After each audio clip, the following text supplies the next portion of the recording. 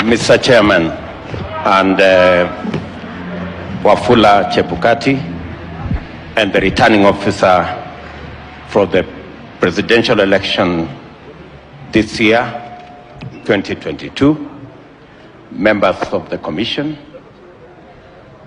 my friends and distinguished colleagues in UDA and the Kenya Kwanza fraternity, dear Kenyans, I'm delighted this morning to receive the certificate that will allow Kenya Kwanza and myself to participate with my very able deputy in this year's general election.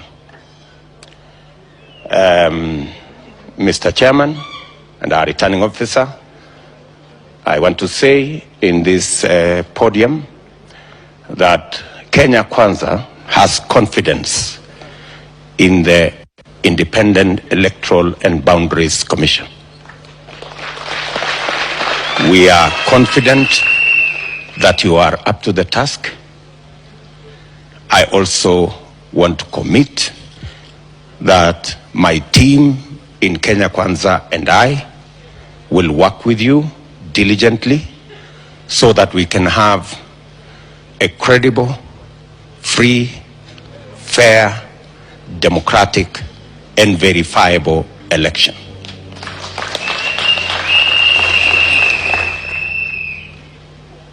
Anytime you need our cooperation or in any way our support, Mr. Chairman, I want to tell you we are available. I have appointed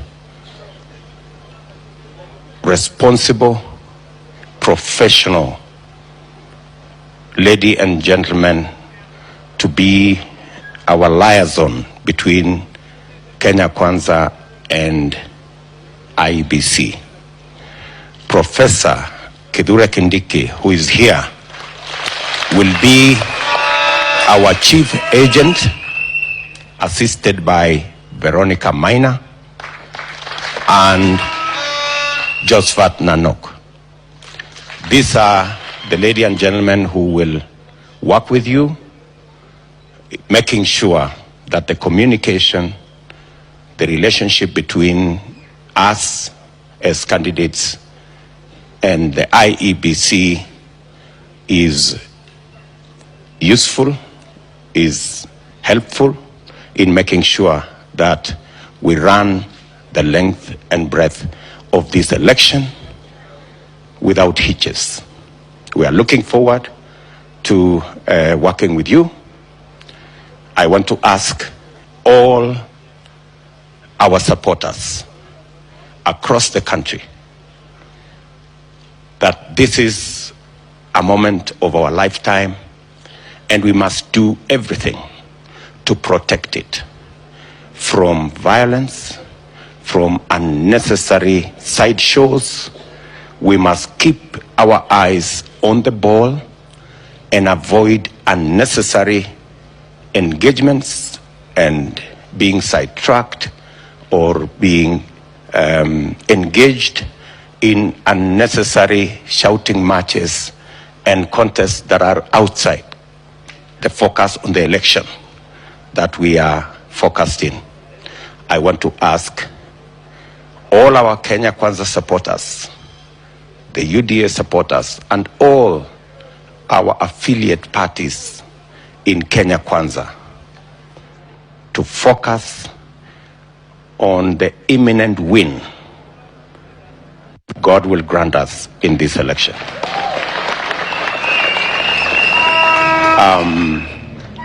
Mr. Chairman, we are committed to the code of conduct that we have signed to keep this election above board. We are confident in your stewardship and that of IEBC in the elections of 2022. 2022. Let me also finally say, Mr. Chairman, we will, as and when we come across issues, we will forward them to you in a formal manner so that we can address any issue that may come along the way as we go to this election. And let me also say that on behalf of Kenya Kwanza, we do not want to be favored. We want to be treated fairly, like everybody else. We are not asking for what is more than is fair, and that is a right to us. Respectfully, we want to request our friends in the fourth estate, the media, we want to request them to be fair. So far, we have been treated unfairly by some media houses. We respect the decision of whatever media house to have a candidate in this election. We respect their decision, but they should be decent and declare that they have a candidate in this election. I think it is the most decent thing to do. We have raised these concerns, and through you, Mr. Chairman, we want to raise these concerns. The IEBC has a duty to make sure that there is a level playing ground for all participants in these elections. All candidates should be treated fairly. When some media houses, like for example Citizen, they give our competitors 10 minutes of airtime, and they give us 1 minute. I mean, it flies in the face of integrity and fairness and balance.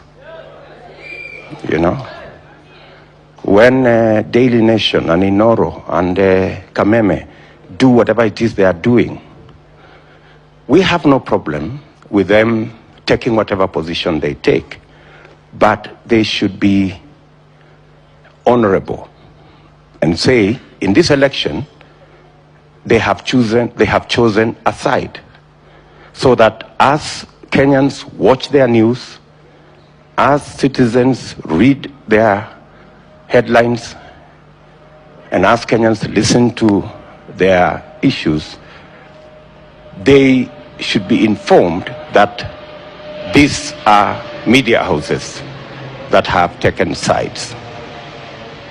Let me repeat again, we have absolutely no problem with them taking any side. But they should be fair and honorable and decent and declare so.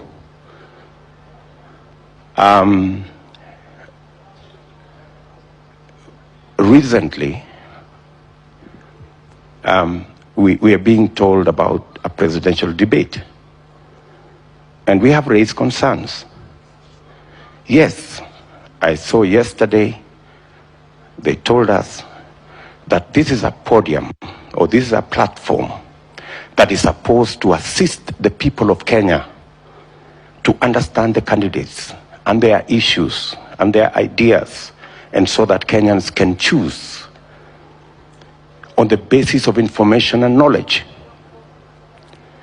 But to be fair, if the presidential debate is being organized by a media that has taken sides,